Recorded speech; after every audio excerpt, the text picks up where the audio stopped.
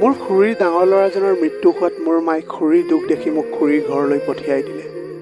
মোৰ বয়স সেই সময়ত 18 বছৰ আছিল। মই যৌৱনত ভৰি দিছিলোঁহে। খুৰী মোৰ লগতে শুইছিলে। মই যেতিয়া ৰাতিপুৱা উঠিছিলোঁ তেতিয়া মোৰ গোটেই শৰীৰত বিষ অনুভৱ কৰিছিলোঁ। এদিন মই যেতিয়া ডাক্তৰৰ ওচৰলৈ গ'লোঁ তেতিয়া ডাক্তৰে মোক চেকআপ কৰিলে আৰু চেকআপ কৰাৰ পাছত ডাক্তৰ আচৰিত হৈ গ'ল। আমি যেনেকৈ ভাবোঁ তেনেকৈ একো নহয়। কেতিয়াবা কেতিয়াবা পৰিস্থিতি আৰু মানুহ হঠাতে সলনি হৈ যায়, যিটো আমি নিয়ন্ত্ৰণ কৰিবলৈ সময় নাপাওঁ, সুবিধা নাপাওঁ। তেতিয়া তেওঁলোকে আমাক ভুল বুলি দোষাৰোপ কৰিবলৈ ধৰে। মোৰ লগতো ঠিক তেনেকুৱাই হৈছিল। মই মোৰ খুৰীৰ লগতে থাকিছিলোঁ, কাৰণ তেওঁ এগৰাকী অকলশৰীয়া মহিলা আছিল। মই যেতিয়া তেওঁৰ ওচৰলৈ আহিছিলোঁ তেতিয়া মই একেবাৰে ঠিকেই আছিলোঁ, কিন্তু মোৰ সহানুভূতিয়ে মোক সেই দিন দেখুৱালে যাৰ পিছত মই কাৰোৰে যোগ্য হৈ নাথাকিলোঁ। খুৰীয়ে মোৰ লগত যিবিলাক কাম কৰিছিল সেয়া ভাবিলেই মই কঁপি উঠিছিলোঁ। মই কেতিয়াও সপোনতো ভবা নাছিলোঁ যে কোনো মানুহ ইমান নিৰ্লজ্জ হ'ব পাৰে। মই খুৰীৰ লগত থকা কেইদিনমান হৈছিলেহে তেনেতে মোৰ স্বাস্থ্য বেয়া হ'বলৈ ধৰিলে আৰু মই মোৰ যোৱা কিছুদিনৰ পৰা গাটো বহুত বেয়া যেন অনুভৱ কৰিছিলোঁ। মোৰ মূৰটো বহুত গধুৰ গধুৰ লাগিছিল। আজিও যেতিয়া মই ৰাতিপুৱা বিচনাৰ পৰা উঠিলোঁ মই বহুত দুৰ্বল অনুভৱ কৰিছিলোঁ। মোৰ ভৰিত বিষ আছিল আৰু এই সকলোবিলাক মই ভাবি পোৱা নাছিলোঁ যে কি কাৰণে হৈ আছে। এনেইতো মই একেবাৰে সুস্থ আছিলোঁ। মই ক'তো একো আঘাতো পোৱা নাছিলোঁ। মাত্ৰ ইমানখিনিয়ে জানিছিলোঁ যে যেতিয়াৰ পৰা মই খুৰীৰ লগত থাকিবলৈ আহিছিলোঁ তেতিয়াৰ পৰা মোৰ ভৰিৰ বিষ হ'বলৈ আৰম্ভ কৰিছিল। মই বৰ কষ্টৰে উঠিছিলোঁ আৰু হাত মুখ ধুই বাহিৰলৈ ওলাই আহিলোঁ। খুৰীয়ে ঘৰৰ কাম কৰি আছিল। তেওঁ মোক দেখাৰ লগে লগে মিচিকিয়াই হাঁহিলে আৰু মোৰ ওচৰলৈ আহি মূৰত এটা চুমা খালে আৰু ক'লে, উঠিলা বেটা? তাৰপিছত ওচৰতে থকা চকীখনলৈ আঙুলিয়াই দি মোক ক'লে যে ইয়াতে বহা, মই তোমাৰ বাবে চাহ নাস্তা লৈ আহোঁ। খুৰীৰ কথা আৰু ব্যৱহাৰ একেবাৰে মোৰ মাৰ দৰে আছিল। তেওঁ মোক মোৰ মাৰ দৰেই মৰম কৰিছিল।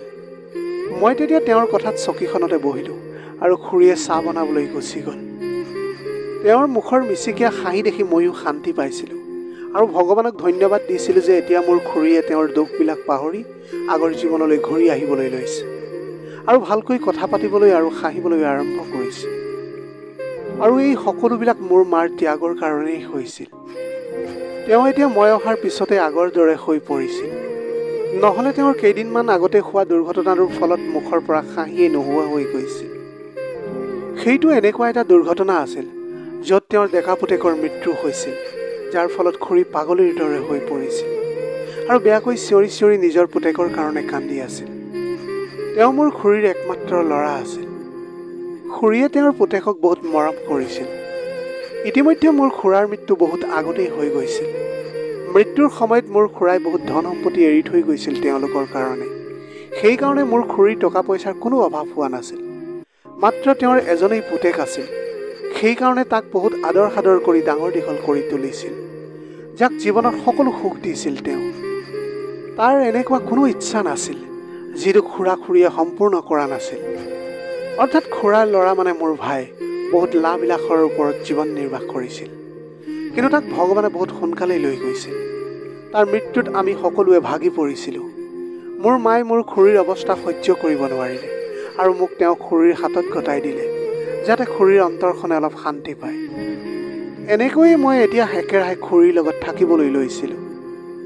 প্ৰথমতেতো খুৰীয়ে মোৰ ফালে খঙৰ চাৱনিৰে চাই থকা যেন লাগিছিল আৰু মই সেয়া ভালকৈ অনুভৱ কৰিছিলোঁ যে তেওঁ মোক বহুত কষ্টৰে সহ্য কৰিব পাৰিছে।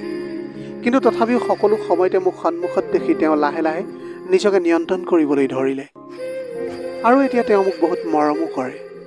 এতিয়া তেওঁ মোৰ বহুত যত্ন লয় আৰু মোক তেওঁৰ ল'ৰাৰ স্থান দিছিলে। এতিয়া মই অহাৰ পিছত খুৰীয়ে মোক এটা সুন্দৰ কোঠা দিছিল, যিটো কোঠাত খুৰীও আহি শুই থাকিছিল। মই বুজিছিলোঁ যে তেওঁ নিজৰ পুত্ৰক হেৰুৱাৰ পিছত বহুত বেছি ভয় খাবলৈ ধৰিছিল। সেইকাৰণে তেওঁ মোৰ লগত শুইছিল। ৰাতি তেওঁ মোক অকলে মোৰ কোঠাত এৰা নাছিল। ময়ো খুৰীৰ এনেকুৱা মমতা দেখি খুব সুখী হৈ পৰিছিলোঁ। কেইদিনমানতো এনেকৈয়ে পাৰ হৈ গ'ল। মোৰ টোপনি এতিয়া বহুত গভীৰ হ'বলৈ ধৰিছিল যে ৰাতি শোৱাৰ পিছত মই ৰাতিপুৱাহে সাৰ পাইছিলোঁ আৰু ৰাতি মোৰ একেবাৰে হুঁচ নাথাকিছিল। যেতিয়া মই ৰাতিপুৱা সাৰ পাইছিলোঁ তেতিয়া মোৰ ভৰি দুখন অৱশ হৈ থকাৰ দৰে হৈ পৰিছিল। প্ৰথমতেতো মই মোৰ এনেকুৱা অৱস্থাক ভাগৰ বুলি ভাবিছিলোঁ। কিন্তু মই এনে কোনো ডাঙৰ কাম কৰা নাছিলোঁ। মাত্ৰ বাহিৰলৈ ওলাই বন্ধুৰ লগত ফুৰিবলৈ গৈছিলোঁ। আৰু এতিয়াতো মই সেয়াও এৰি দিছিলোঁ আৰু গোটেই দিন মই মোৰ ঘৰতে থাকিছিলোঁ। কিন্তু মোৰ অৱস্থা ঠিক হোৱাৰ সলনি বেছিহে হ'বলৈ ধৰিছিল। এতিয়াতো মোৰ গোটেই শৰীৰটোৱে বিষাবলৈ ধৰিছিলে।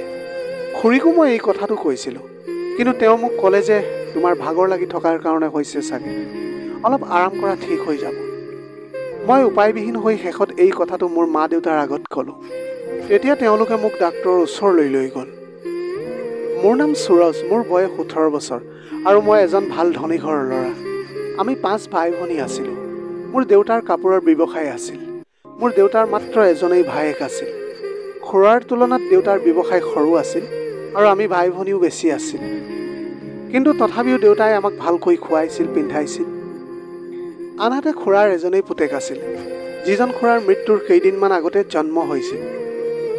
খুৰাৰ মৃত্যু এটা মটৰ দুৰ্ঘটনাত হৈছিল। খুৰাৰ মৃত্যুৰ পিছত খুৰী একেবাৰে ভাগি পৰিছিল।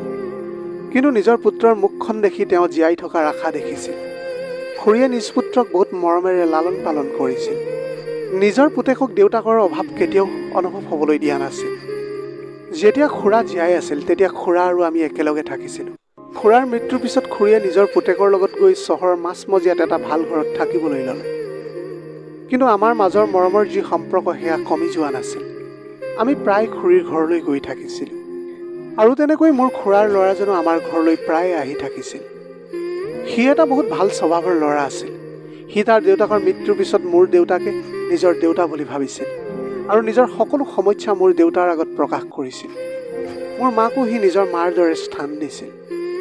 আমাৰ মাজলৈ ধুমুহা তেতিয়া নামি আহিছিল, যেতিয়া এদিন ৰাতিপুৱা হঠাতে মোৰ খুৰাৰ ল'ৰাৰ মৃত্যু খবৰটো পালোঁ। খবৰটো পোৱাৰ মাত্ৰকে আমাৰ সকলোৰে মূৰত বিনা বেগে বজ্ৰপাত হোৱাৰ দৰে হৈ পৰিছিল।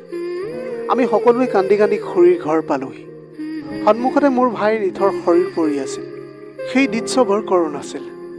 খুৰীৰ তীব্ৰ চিঞৰ গোটেই ঘৰটোত প্ৰতিধ্বনিত হৈ আছিল, যাৰ ফলত সকলোৰে চকুৰ পৰা চকু পানী বৈ আহিছিল। আমি সকলোৱে কান্দি কান্দি আমাৰ খুৰাৰ ল'ৰাৰ মৃত্যুৰ কাৰণ যেতিয়া খুৰীক সুধিলোঁ, তেতিয়া খুৰীয়ে কান্দি কান্দি ক'লে যে ৰাতিটো ভালকৈ মোৰ লগতে ভাত খাইছিল আৰু তাৰপিছত কৈছিল যে তাৰ গাটো বেছি ভাল নহয়, সি শুবলৈ বিচাৰে।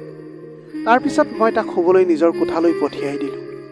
কিন্তু ৰাতিপুৱা কলেজলৈ যাবলৈ যেতিয়া খুৰীয়ে তাক মাতিবলৈ তাৰ কোঠালৈ গৈছিল, তেতিয়া সি একেবাৰে নিথৰ হৈ পৰি আছিল। তাৰ এনেকুৱা আকস্মিক মৃত্যুৱে সকলোকে আচৰিত কৰি তুলিছিল। তাৰ মৃত্যুত খুৰী পাগলীৰ দৰে হৈ গৈছিল আৰু জোৰ জোৰকৈ চিঞৰি কান্দি আছিল। যেতিয়া আমাৰ খুৰাৰ ল'ৰাক অন্তিম সংস্কাৰৰ বাবে লৈ যোৱা হ'ল, তেতিয়া খুৰী অজ্ঞান হৈ পৰি গৈছিল। সেই সময়ত মোৰ মাও বহুত দুখত আছিল, যদিও খুৰীৰ বহুত যত্ন লৈছিল। সকলোৱে কৈ আছিলে যে খুৰাৰ ব্যৱসায়, ইমান সম্পত্তি এতিয়া কোনে চোৱা চিতা কৰিব। এতিয়া খুৰী একেবাৰে অকলশৰীয়া হৈ পৰিছিল। বহুত সময়ৰ পিছত ডাক্তৰে চেষ্টা কৰি খুৰীৰ জ্ঞান ঘূৰাই আনিছিল। কিন্তু যেতিয়াই জ্ঞান অহাৰ পিছত তেওঁ নিজৰ ল'ৰাক নিজৰ ওচৰত দেখা নাপালে, তেতিয়া তেওঁ নানা ধৰণৰ কথা বকিবলৈ ধৰিলে।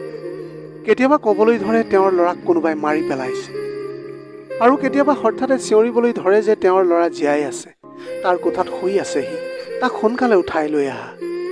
আমি সকলোৱে জানিছিলোঁ যে খুৰীৰ এই অৱস্থা তেওঁৰ ডেকা পুত্ৰজনক হেৰুৱাৰ বাবে হৈছে।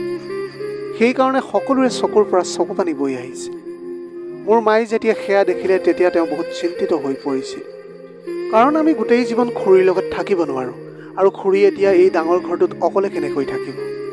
আমিতো আমাৰ নিজৰ ঘৰলৈ যাবই লাগিব। তেতিয়া মায়ে খুৰীক আমাৰ লগত যোৱাৰ কথা ক'লে, কিন্তু তেওঁ নামানিলে। তেওঁ ক'লে, মই এই ঘৰটোত থাকিব বিচাৰোঁ, কাৰণ মোৰ ল'ৰা যিকোনো সময়তে ঘূৰি আহিব পাৰে। খুৰীৰ কথা শুনি তেওঁক একেবাৰে অকলশৰে এৰিবলৈ মন নাছিল। তাৰপিছত আমি সিদ্ধান্ত ল'লোঁ যে আমাৰ কোনোবা এজন খুৰীৰ লগত থাকিব লাগিব, যাতে তেওঁ অকলে থাকিবলগীয়া নহয় আৰু যাতে তেওঁৰ যতন ল'ব পাৰে। মোৰ ভনীকেইজনীক অকলে এৰি থৈ যোৱাটো ঠিক বুলি নাভাবিলোঁ, আৰু মোৰ ডাঙৰ দাদাই খুৰীৰ লগত থাকিবলৈ নিবিচাৰিলে। সেইকাৰণে ঘৰৰ মানুহে মোক এই খুৰীৰ লগত থাকিবলৈ ক'লে। প্ৰথমতেতো খুৰীৰ আচৰণ তেনেকুৱাই থাকিল। পাগলীৰ দৰে উৎপাত কৰিছিল, কেতিয়াবা কেতিয়াবা চিঞৰিবলৈ ধৰিছিল আৰু কেতিয়াবা কেতিয়াবা অকলেই কথা পাতি আছিল। মই সন্মুখত থাকিলে মোক বেয়াকৈ গালি পাৰিবলৈ ধৰিছিল। এনেকুৱা লাগিছিল যেন তেওঁ মোক এতিয়াই কেঁচাই কেঁচাই খাই পেলাব। নিজৰ পুত্ৰৰ ঠাইত মোক দেখি হয়তো তেওঁৰ একেবাৰে সহ্য হোৱা নাছিল। মোৰ ফালে যেতিয়া খুৰীয়ে খঙৰ চাৱনিৰে চালে, মই তেতিয়া ভয় খাই গৈছিলোঁ। কিন্তু মই তেতিয়া নিজকে বুজাইছিলোঁ যে এইটো সময়ত খুৰী বহুত দুখত আছে।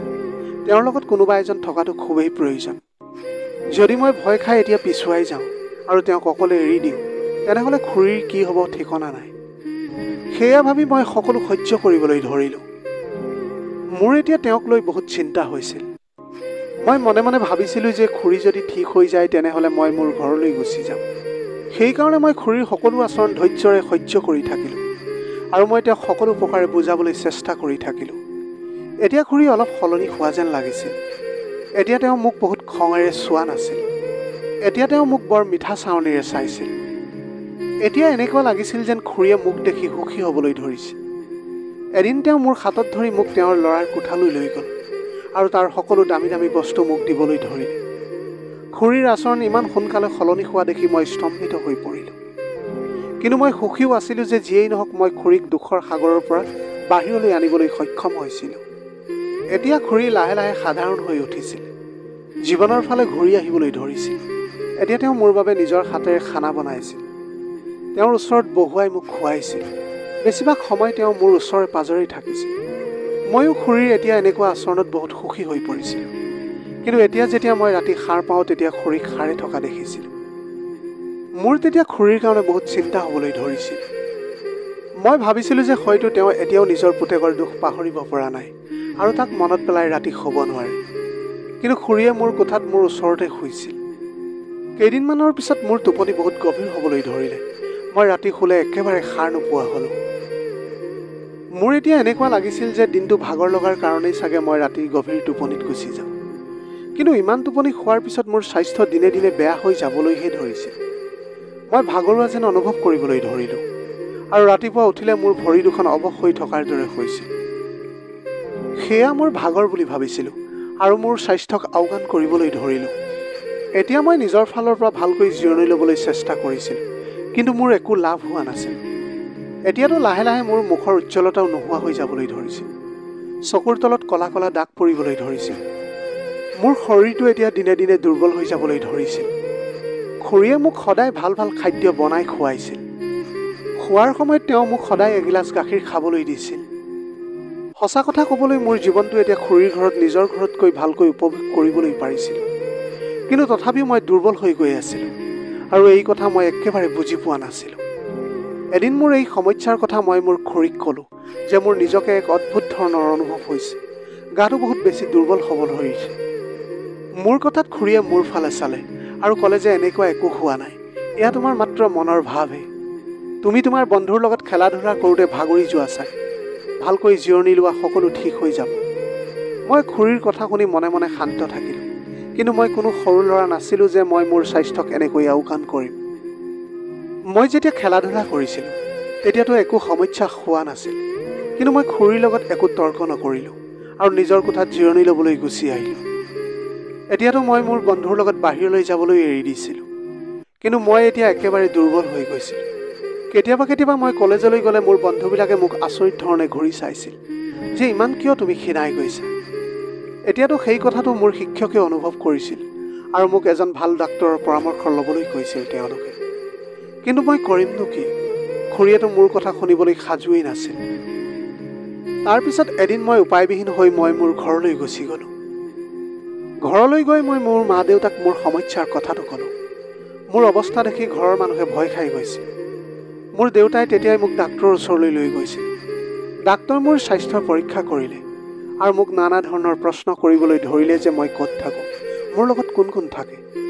ডাক্তৰৰ এনেকুৱা প্ৰশ্ন শুনি দেউতা আৰু মই আচৰিত হৈ পৰিছিলোঁ। তেতিয়া মই ডাক্তৰক কৈছিলোঁ যে মই খুৰীৰ লগত থাকোঁ আৰু ঘৰত খুৰীৰ বাহিৰে আন কোনোৱেই নাথাকে। ডাক্তৰে মোৰ কথা শুনি অলপ মোৰ ফালে আচৰিত ধৰণে চালে আৰু মোৰ এনেকুৱা অৱস্থাৰ কাৰণ মোৰ দেউতাৰ আগত ক'লে। কথাটো জনাৰ পাছত মোৰ আৰু দেউতাৰ শৰীৰত যেন বিজুলীৰ শ্বক লগা যেন হ'ল। দেউতাৰ মুখখন খঙতে ৰঙা পৰি গ'ল আৰু মই ঠাইতে বহি আছিলোঁ। মই মোৰ দেউতাৰ লগত তলমূৰ কৰি ঘৰলৈ গ'লোঁ। ঘৰৰ মানুহে আমাৰ বাবে অপেক্ষা কৰি আছিল। আমি ঘৰৰ ভিতৰত সোমোৱাৰ লগে লগে মোৰ মা মোৰ ওচৰলৈ আহিলে আৰু ডাক্তৰে কি ক'লে মোক সুধিবলৈ ধৰিলে। দেউতা হয়তো তেতিয়া বহুত খঙত আছিল। তেওঁ খঙেৰে ক'লে যে সেই মহিলাজনী মানসিক ৰোগী আৰু বহুত নিৰ্লজ্জ। দেউতাই লগতে এই কথাটোও ক'লে যে খুৰীয়ে নিজৰ পুতেকক চাগে নিজেই মাৰিছে। মোৰ মায়ে তেতিয়া থতমত খাই উঠিল আৰু দেউতাক ক'বলৈ চেষ্টা কৰিলে যে তেওঁনো এনেকুৱা কিয় কৰিব। তেওঁতো নিজৰ পুতেকক ইমান মৰমত লালন পালন কৰিছিল। মাৰ কথাত দেউতাই বহুত খং কৰিলে আৰু ওলোটাই মাৰ লগতে তৰ্ক কৰিবলৈ ধৰিলে। আমাৰ সন্তানটো এনেই অহা নাই, তুমি সেই মহিলাজনীৰ অন্তৰ দুখ দূৰ কৰিবলৈ মোৰ ল'ৰাক এৰি থৈ আহিছিলা তাত। তুমি এতিয়া জানানে তেওঁ আমাৰ ল'ৰাৰ লগত কি কৰি আছিল? দেউতাৰ কথা শুনি মই আচৰিত হৈ পৰিছিলোঁ। মই মোৰ কপালত হাত থৈ বহি আছিলোঁ। মোৰ দুখ হৈছিলে যে মই সেই মহিলাগৰাকীক নিজৰ মা বুলি ভাবি আছিলোঁ আৰু এতিয়া তেওঁ মোৰ লগত কি কৰি আছিল। মোৰ কাণখনততো সেই ডাক্তৰৰ কথাই এতিয়ালৈকে বাজি আছিল।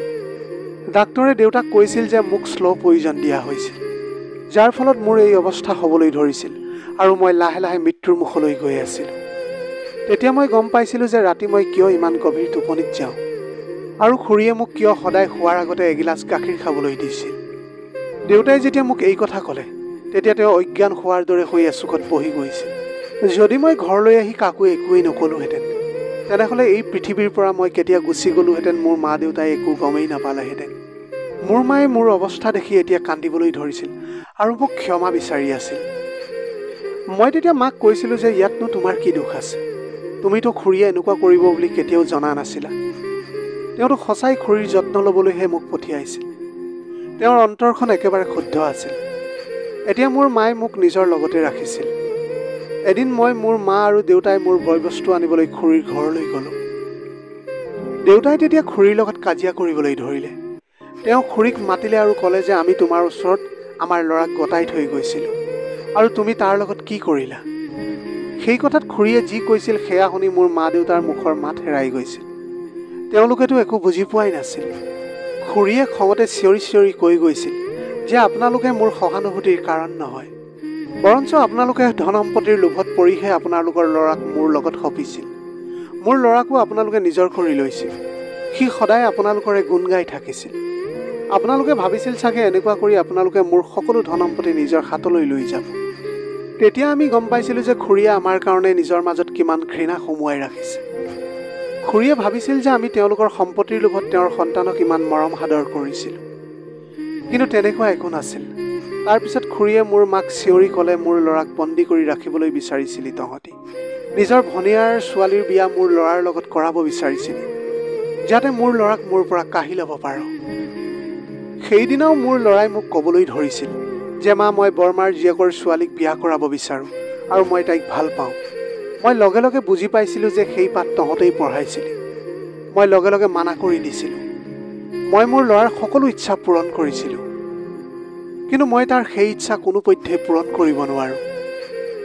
মোৰ ল'ৰাই মোৰ সকলো কথাই শুনিছিল আৰু যেতিয়া মই তাক সেই বিয়াৰ বাবে মানা কৰিছিলোঁ তেতিয়া সিও লগে লগে মোৰ কথা শুনিছিল, কিন্তু সি একেবাৰে মৌন হৈ পৰিছিল আৰু সেইদিনাই সি তাৰ কোঠালৈ গুচি গৈছিল আৰু ৰাতিপুৱা মই তাৰ প্ৰাণহীন শৰীৰটো দেখিবলৈ পাইছিলোঁ।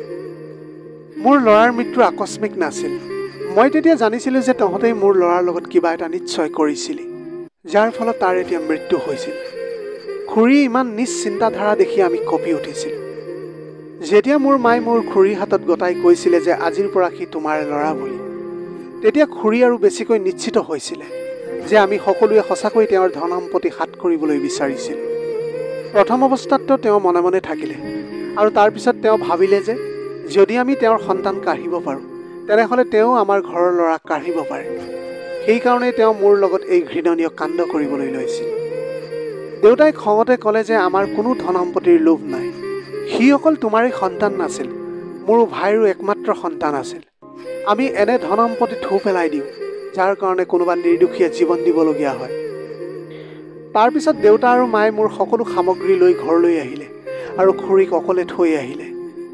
মোৰ পৰিয়ালৰ সকলোৱে সকলো সময়তে মোৰ ওচৰ পাজৰে থাকিছিল আৰু মোৰ বহুত যত্ন লৈ আহিছিল। ঘৰৰ সকলোৱে এতিয়া কিবা এটা অঘটন হ'ব পাৰে বুলি সদায় ভয় খাই আছিল আৰু ডাক্তৰৰ কথামতে মোক সময়মতে দৰৱ খাবলৈ দি আহিছিল। এতিয়া মই লাহে লাহে ঠিক হ'বলৈ ধৰিলোঁ, কিন্তু এতিয়া মোৰ খুৰীৰ কথা মনলৈ আহিবলৈ ধৰিলে যে তেওঁ নিজৰ সন্তানক হেৰুৱাই কেনেকৈ মনে মনে কান্দি থাকিছিল। ময়ো তেতিয়া তেওঁক মাৰ স্থান দিবলৈ ধৰিছিলোঁ আৰু তেওঁৰ লগত থকাৰ পিছত মই তেওঁক ভাল পাবলৈ ধৰিছিলোঁ। মই যেতিয়া ঠিক হ'লোঁ তেতিয়া লগে লগে খুৰীৰ ওচৰলৈ গ'লোঁ। খুৰীয়ে মোক দেখি তলমূৰ কৰিলে।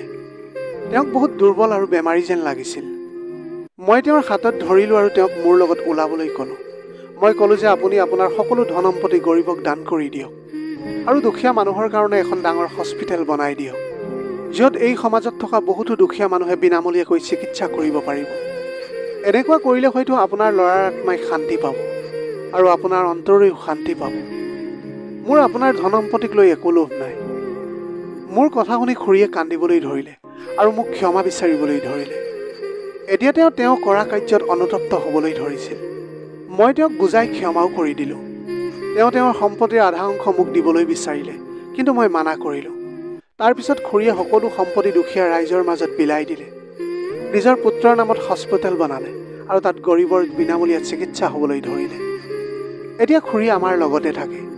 এতিয়া তেওঁৰ মুখত প্ৰকৃত আনন্দ দেখিবলৈ পোৱা গৈছিল। তেওঁক দেখি এতিয়া মোৰ অন্তৰখনে বহুত শান্তি পাইছিল। মোৰ পৰিয়ালেও খুৰীক ক্ষমা কৰি দিলে আৰু আমি সকলোৱে এতিয়া মিলিজুলি একেলগে বাস কৰি আছোঁ। আজিৰ ভিডিঅ'টো কেনেকুৱা লাগিলে জনাব। যদি ভাল লাগিল তেনেহ'লে লগৰ বন্ধু বান্ধৱীসকলৰ মাজত শ্বেয়াৰ কৰিবলৈ নাপাহৰিব। আপোনালোকৰ গোটেই জীৱনটো হাঁহিৰে উপচি পৰক। পাৰিলে দুখীয়াজনক অলপ সহায় কৰিবলৈ চেষ্টা কৰিব। আপোনালোকৰ অকণমান সঁহাৰিয়ে যদি কোনোবা এজন দুখীয়াৰ জীৱনটো সলনি কৰিব পাৰে, তাতকৈ পুণ্যৰ কাম আৰু এই পৃথিৱীত একোৱেই হ'ব নোৱাৰে। Have a nice day.